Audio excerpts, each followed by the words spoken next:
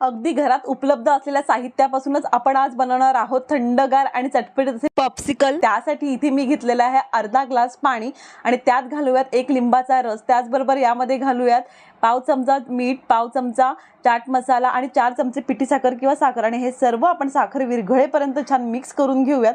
त्यानंतर इथे मी घेतलेला आहे कुल्फी मोल्ड आणि त्यामध्ये आता आपण घालूयात बारीक केलेल्या फळांचे तुकडे। इथे मी वॉटरमेलन आणि पपया घेतलेला आहे, तुम्ही आवडीप्रमाणे कोणतीही फळं घेऊ शकता।